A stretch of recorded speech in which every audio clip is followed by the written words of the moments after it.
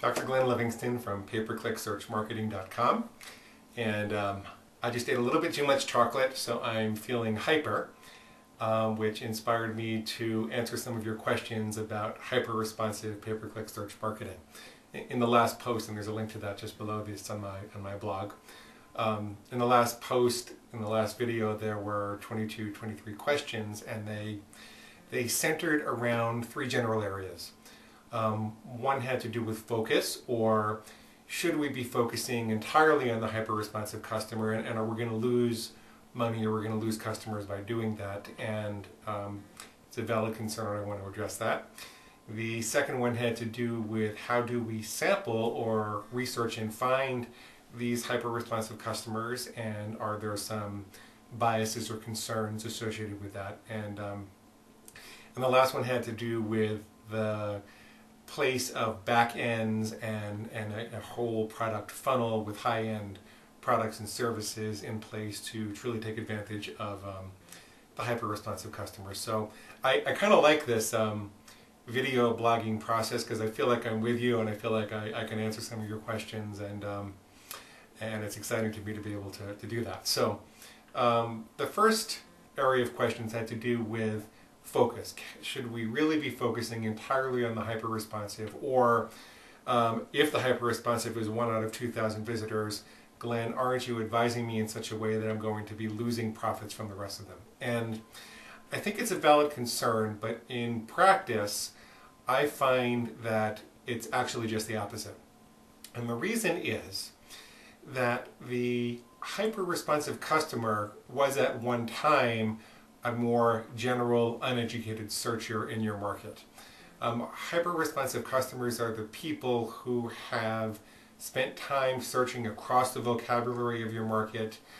Sometimes you'll find them at the very beginning of the search continuum on the more generic keywords, but more generally you're going to find them with more specific phrases because they are more specific about what they want, and they've encountered the frustrations and concerns, and often they've already purchased from competitors, and they've experienced all the benefits, and they've also experienced all the frustrations, and they can educate you about how you could be serving those newer, less responsive people earlier in the market. So I guess what I'm saying is that by studying the hyper-responsive customer, you're teaching yourself the process by which you can nurture the less responsive people in your market to become hyper-responsive. Now, somebody also asked, well, is hyper-responsivity a personality trait? Are there people who will never become hyper-responsive?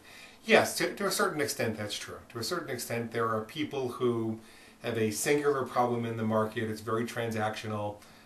They just want to get in and out, solve a problem. They're never going to be a long-term, depthful, valuable, lifetime value customer. And there are people that are very price-sensitive comparison shoppers who aren't really looking for a relationship. And there are markets where that's true also. There's markets where hyper-responsivity is less of a concern.